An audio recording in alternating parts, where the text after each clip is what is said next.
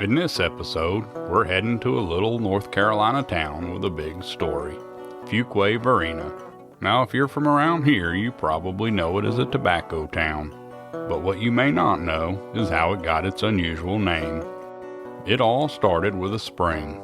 The William Fuquay family had settled in an area of northeast central North Carolina around 1858.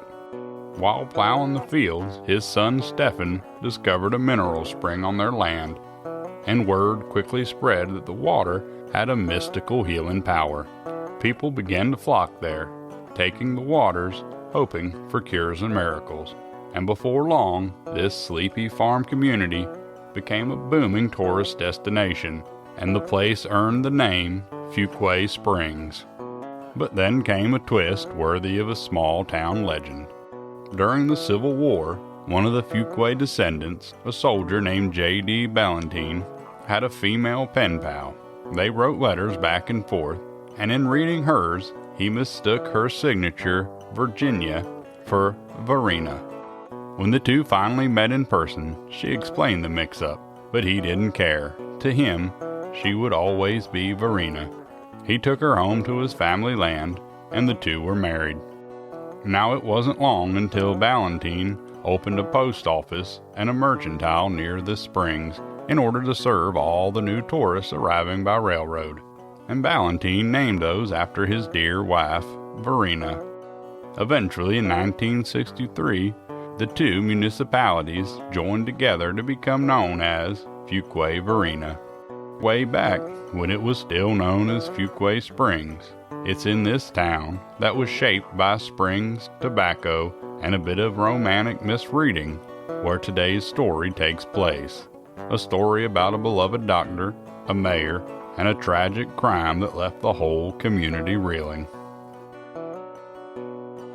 I'm Darlene. And I'm Melody. This is Hard Times and True Crimes. So, Darlene, is Curtis still enjoying his cigars? Yes, he is. He's enjoying them a little too much because he's constantly smelling like a smokestack now. Oh, that's funny. Well, speaking of smoking, we owe a great deal of that enjoyment to the many tobacco farms in this area in North Carolina. Yes. And that's what we're going to talk about today a little bit. Oh, awesome. But first, I want to tell you how I found this story. Okay. So I was watching TikTok one night and I come across this lady's TikTok called, her name's Liz Pardue. Mm-hmm. And she actually conducts ghost walks and true crime walks in Fuquay Varina. Really? Yeah. Do you know where Fuquay is? I've heard of it. We need to go there and do one. We definitely need to go there. So as I came across this fascinating post that she did about how Fuquay got the Varina added to its name, which Curtis shared with you in the intro, I want to credit her for that. And then I messaged her and I asked, hey, do you have any true crime stories from that area? That is so cool, Melody. So very cool. And she immediately replied to me. And not only did she tell me about this story from today that I'm going to share with you, but she also told me that she had co-written a book with Kelly Pristopino, and it's called Fuquay Varina, Ghost, Legends, and Lore. That is so cool. And also, I realized that I have never pronounced that correctly. Ever one time. a lot of people do not. Okay. Well, if you're not from around here. Mm-mm. Yeah.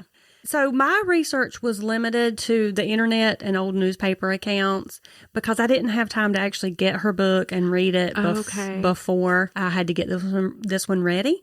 But I am going to link her book in our show notes. So if anybody's interested, they can go check her out. Cool. Or you can check out her TikTok channel, which is Liz Pardue. I will definitely. That was really nice of her. Yes. Today, the story is about a beloved small town doctor, a man who wore many hats, healer, farmer, mayor, even soldier. Mm. His life was filled with service, but his death shocked an entire community. And this all happened right here in North Carolina in the little community of Fuquay Springs, which we now know as Fuquay Varina. Before he was known as Doc Cozart to the townsfolk, or Mayor Cozart to his constituents, Wiley Simeon Cozart was just a farm boy from Granville County. He grew up on the edge of Bowling Mountain, about an hour north of Raleigh, on February 21st, 1891. Wiley was the fourth of 9 children born to Wiley Simeon Cozart Sr., who was known to his friends as Sim. So Sim, short for Simeon. That's cute, Love isn't that, yes. And his mother was Virginia Bacon Cozart. Now, his father was no ordinary farmer. Sim was actually one of the earliest tobacco growers in Granville County, back when tobacco was the golden crop that could make or break a family's fortune. And make no mistake, Cozart was successful. He was a well-known man, a farmer, and even he had been elected sheriff of Granville County on the Republican ticket at one time. Okay. But Wiley Jr., growing up in a family of 9, had 4 brothers and 4 sisters. He went to school in Stem, North Carolina, and after graduating high school, he set his sights higher than the family farm.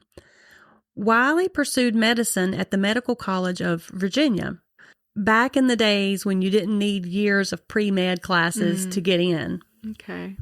After finishing his 4 years of study, he spent a year interning at the U.S. Marine Hospital in Boston. By September of 1915, he was back in North Carolina, hanging his shingle as a country doctor in Holly Springs, which is not far from Fuquay. Yeah. In 1917, Wiley married Pauline Holt, a local girl from Holly Springs. But marriage wasn't the only commitment he made that year. He also enlisted in the Army Medical Corps. Okay. And within just 18 months, he was promoted from first lieutenant to captain. He was driven. He was, very. He was sent overseas during World War I, serving in France with a small surgical unit. Newspapers later reported that his unit participated in 4 Allied offensives, treating what they called a terrible amount of wounded. When he came home in 1919, Wiley and Pauline settled in Fuquay Springs. He set up his office there and quickly became what people think of when they picture the classic country doctor, the kind who makes house calls, Love it. delivers babies, and knows everyone by name. Mm-hmm. In fact, many people in Fuquay later recalled that Dr. Cozart was the very doctor who had delivered them, or even their parents. Wow. Probably gave him chickens and... Probably, Okay. or probably took chickens as payment. Yes. So for years, Dr. Cozart poured himself into his work. He once said that he was the last of the horse and buggy doctors. Wow. And what he meant was that he was one of the few doctors still practicing who had started out making house calls by horse and buggy. Now I later, love that. later on he would use a car. And he said he wore one of his cars out in just a year and a half from all the miles that he drove. Wow. He estimated he had traveled over 800,000 miles during his career and delivered more than 4,100 babies in Wake County. Gosh, that's impressive. Yeah, 4,100. That's almost an entire town Right. brought into the world by his hands. Now, medicine wasn't his only interest. Like his father before him, Wiley had farming in his blood. Alongside his medical practice, he ran one of the largest tobacco farms in southern Wake County, 200 acres worth. My gosh. Like, did he sleep? It does make you wonder, like when do you take some time to rest? Seriously. Because as a doctor, you know you're probably getting calls at all hours. Yes. And a 200-acre tobacco farm is not a small thing. No. By the 1920s through the 1950s, Fuquay Springs was booming. Tobacco warehouses popped up everywhere. There were 5 by 1920 and nearly 9 by 1940. So for a time, Fuquay Springs was a tobacco powerhouse, and Dr. Cozart was right there in the middle of it. And you talk about being driven. In addition to being a doctor and a tobacco farmer, he was also a builder of community. He was the one who pushed for medical facilities in rural Wake County. He volunteered his time and energy to civic life, chairing the Fuquay School Board, serving on the bank of Fuquay's board, My gracious. leading the Lions Club. He even served as a physician for the draft board during World War II. Okay. That makes me ashamed of myself. He was an overachiever for sure. Perhaps his most important title, though, was that of husband and father. So in addition to all of that he was doing, at home, he and Pauline raised 5 children together. Their son, Wiley Holt, and their daughters, Rebecca, Patsy, Martha, and Rachel. He also gave back through politics, but not in a power-hungry way. In addition to everything I've just told you about him, Darlene, he was elected mayor of Fuquay Springs, not once, but for 5 terms. Oh, my goodness. Where does he find the time? I'm seriously wondering, does he sleep? But he never chased higher office than that. He didn't care for the nastiness of partisan politics. He told one newspaper that he had switched parties from Republican to Democrat at one point, but he never told his father about that because he didn't want to hurt his dad's feelings. Oh, that's sweet. Yeah. So for Dr. Cozart, politics, it wasn't about ambition. It was about service. Right. Nowadays, he would never speak to his dad again. Oh, I know, right? Because, you can't do that. If you disagree with somebody politically, you can't speak. So in 1937, he built his own medical clinic. And by 1950, his son, who was now Dr. Wiley Cozart, joined him in practice, making it a family affair. You had his dad, Wiley Simeon Cozart Sr., and then he's Wiley Simeon Cozart, I guess, Jr. And now his son is not Wiley Simeon. His son is Wiley H. Okay. But so, he's a third almost. He's almost. Yeah. Pretty much. Right. So I don't want it to be too confusing there. What happened on the morning of December 11th, 1952? Let me tell you. At first, it seemed like any other day. Dr. Cozart was in his office, seeing patients, running the clinic, carrying on with the work he had done for decades. As I mentioned before, he was in his 5th term as mayor. His receptionist that morning was an 18-year-old named Shirley Holland.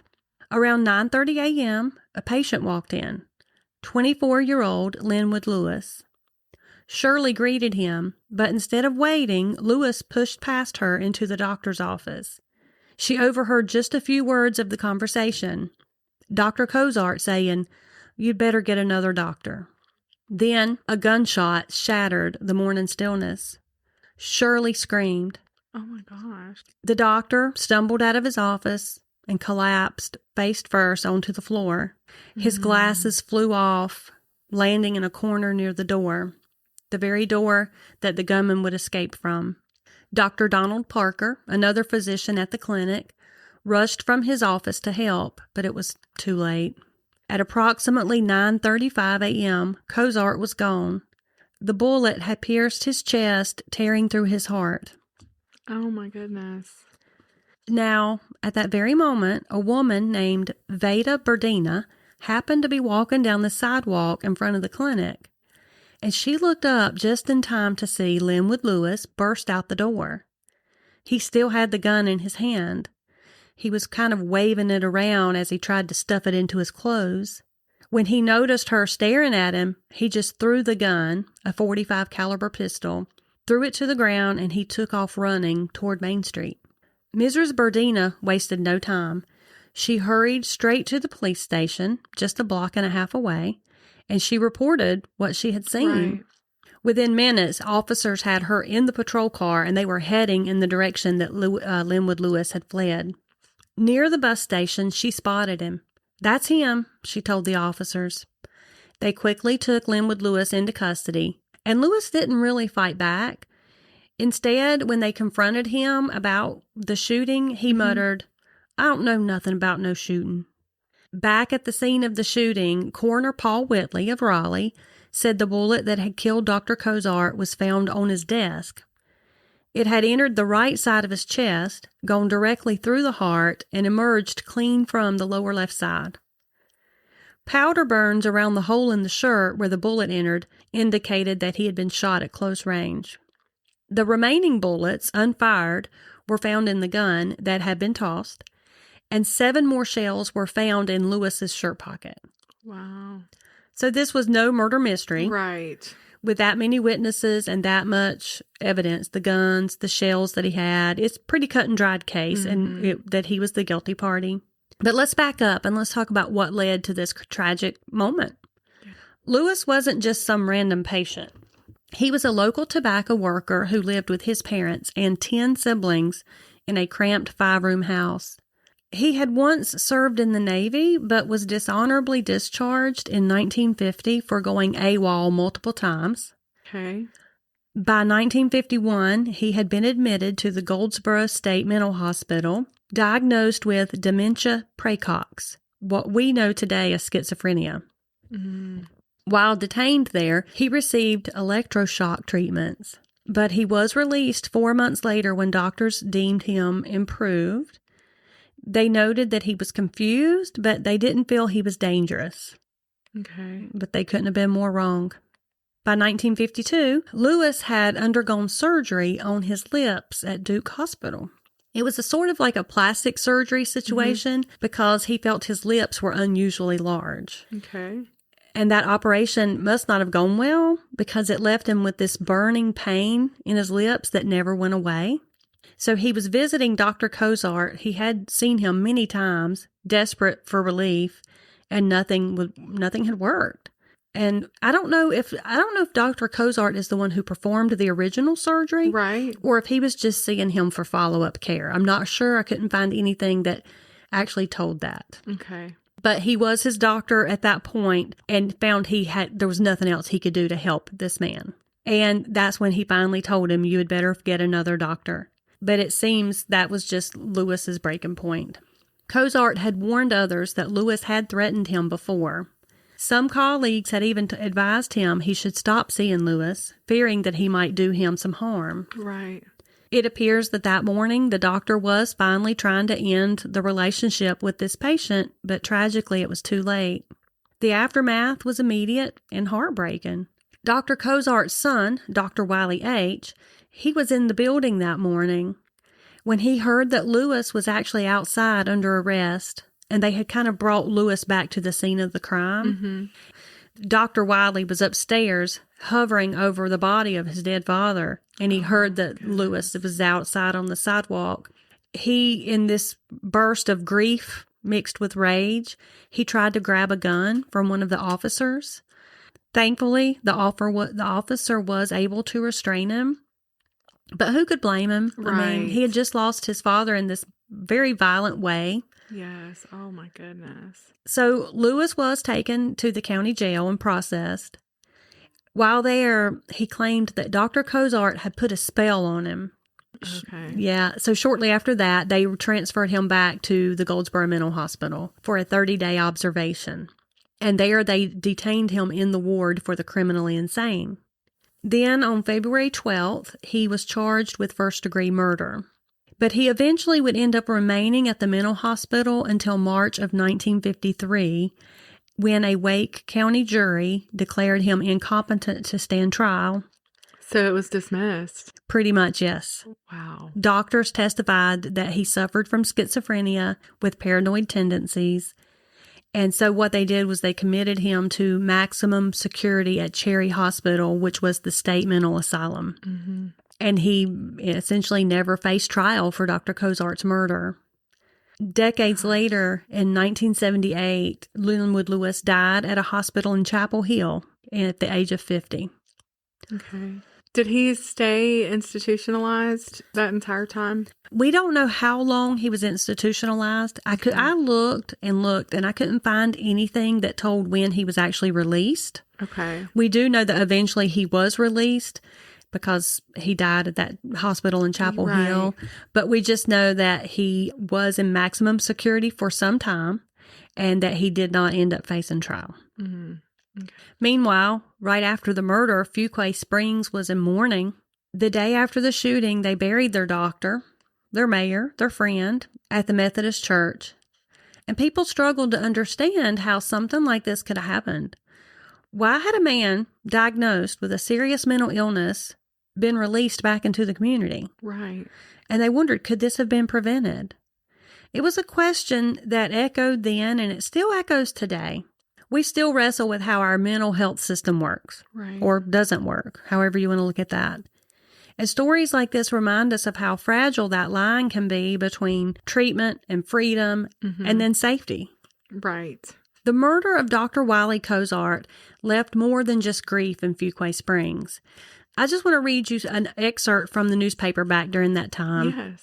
This is dated Sunday, December 14th, 1952, which was just 3 days after the shooting. And this was in the Asheville Citizen-Times.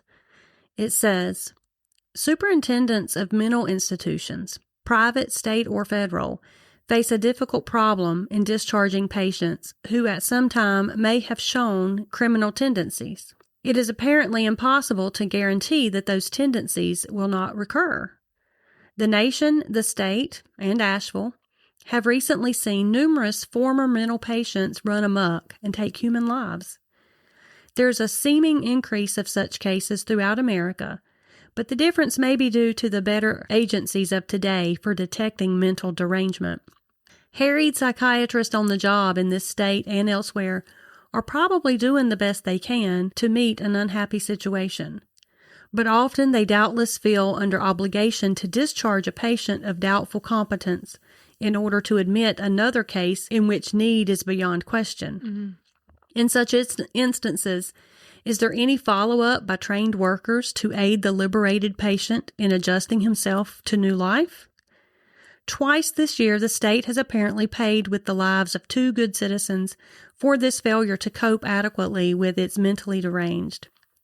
It goes on to outline one that happened in Asheville, and then it talks about how the mayor of Fuquay Springs, Dr. Wiley Cozart, was shot down in his office. It goes on to say, would an adequate staff at Goldsboro Hospital have reached a different verdict in the 2 cases? More thorough study might have indicated deep-seated maladjustments, and John King and Dr. Cozart would still be alive. The General Assembly this January might take a searching look into this question. Is the saving from insufficient appropriations for mental care worth the lives of Dr. Cozart and John King and of probable future victims of the mentally deranged? Wow. That's some good questions there. Yeah, I mean, and again, since 1952, we've seen a lot more of this. Yes. And we've seen an uptick in mental health diagnoses. Right. You know, it does make you have the question, like, where is that line between treating them humanely? Right. Keeping others safe? Right. And justice for people who have died at the hands of a criminal? Yep. I mean, there's just a lot of things to be considered there. And I am sure the mental health profession in this country has kind of gone off the rails in a lot of ways. Yes. Some of those places are just so overcrowded. And at what point, like you said, do you let one go because one coming in needs much more help? Right. I know a lady who is just a really godly woman, but she was an RN and she had been a Christian most of her life. But as a young adult, she, as part of her schooling for nursing, she had to go intern and work in a mental institution. Now, this would have been in the 50s or 60s, and she became an atheist through that. Really? And stayed that way for years. And it was that experience. And now the Lord led her back in just a beautiful way, but it was traumatizing. Wow. For her. Yeah. She worked in it may have been Dorothea Dix, but it was somewhere here in North Carolina. And so she's told me that story many times and how, it really affected her emotionally and spiritually. Wow. Yeah. Well, I told you not long ago, a few weeks ago, Tim and I went to visit. We went to tour the Dorothea Dix grounds. Yes. And we took a little true crime tour that day, and then that tour at Dorothea Dix, which is now closed. I mean, the Department of Health and Human Services uses it for offices. Right. So we couldn't go inside, but on the grounds, we got to see different buildings. So back in the 50s, mental health treatment was just a different world than it is now. Right. And we were listening to our tour leader, tell us how often people would be institutionalized for sometimes years at a time. sometimes for conditions that today we would just treat on an outpatient basis, right? And those methods were harsh. Like we talked about this Linwood Lewis, he had that electroshock therapy. My grandpa had that. Are you serious? Mm-hmm. My mom's dad. Wow. I cannot even imagine what that would do to your brain. Yep. And how horrible. That would have been in the 60s that happened. Wow. And then the lobotomies. And that would have been in the 50s and 60s as well. Rose Kennedy. Yes. And that was crazy. That was crazy. But that stigma around mental illness was just, huge back then. Well, yeah, because I think they were even treating things like menopause, treating women. You and I would both be in there, girl. I would definitely be institutionalized. Yes. So, that's just the state of what it was like. Mm-hmm. And, back then, families often felt shame, and patients were more likely to be hidden away than openly supported. Like we do see a lot of open support today. Yes. A lot of the stigma has been removed. Right. Maybe even too much, because sometimes we're celebrating it now. Right. People love to say they have a mental illness. Oh, yeah. Yeah, and like to diagnose others' mental illnesses. No, I'll do that. We do that. We do that on here. We do that on here. Let's just face it. But yes. I'm just saying, anywhere on social media, you can see every day I'm scrolling and I see a post about what narcissists are and what it's like to live under a narcissist. My OCD. Oh, yes, all over the place. And so in cases like this, we actually see the other side of the problem. Linwood Lewis had been hospitalized, but once he seemed improved, doctors felt pressure to release him. State hospitals were overcrowded, underfunded, and constantly cycling patients in and out. Mm-hmm. In the rush to make room for someone worse off, he was sent home. And on paper, he wasn't considered dangerous. Right. But in reality, he was still living with untreated pain, paranoia, and the symptoms of schizophrenia, and that combination proved deadly. You fast forward to today, and while we've made huge advances in understanding mental health, some of those challenges look awfully familiar. Overcrowded facilities may not be the problem anymore, but limited access to care, overburdened systems, and patients falling through the cracks are. Every time we hear of a tragedy tied to mental illness, people ask, could this have been prevented if they had received the right treatment at the right time? And I am certain that there are times when the system fails, and there are some tragedies that could have been prevented. Right. Like foster care situations or school shootings. But there are times when I'm sure there's just, no matter what precautions are taken, bad things are still sometimes going to happen. Right. Because there's just no way to prevent every possible situation, because we're in this fallen world. Right. So I know there's no easy answer. Yeah, but it is, and sometimes you do see people that you feel like are on the brink, but it's like, what do you do about it? And sometimes, there is nothing you can literally do about it. Right. Like, your hands are tied, even if you do see a potential problem. Yeah. We can't always do anything about it. Yeah. Well, I think what we need to remember, just what we take from this story and from many of the others that we do.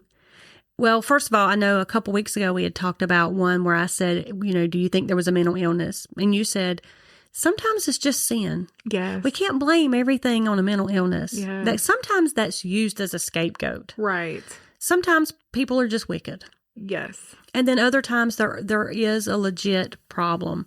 But regardless of either of those things, behind every statistic, every headline, every crime, every murder, these are real people, real families, and communities that are left to pick up the pieces. Right, right. So that's the story of Dr. Cozart. Those were some hard times. They sure were. Now, I do live in the area, and I've passed the sign on the highway for Fuquay Varina thousands of times, and I've never once cared how it got its name. But now, I know, and according to G.I. Joe, knowing is half the battle. The other half of the battle is downloading every single episode of Hard Times and True Crimes, liking, subscribing, buying the girls a coffee, and then deciding which one of our 100+ episodes you like the best. So you make sure you tell everybody you know, and a few people that live in Fuquay Varina, to check us out. if nothing else, they'll learn how their town got its name. Till next time, goodbye.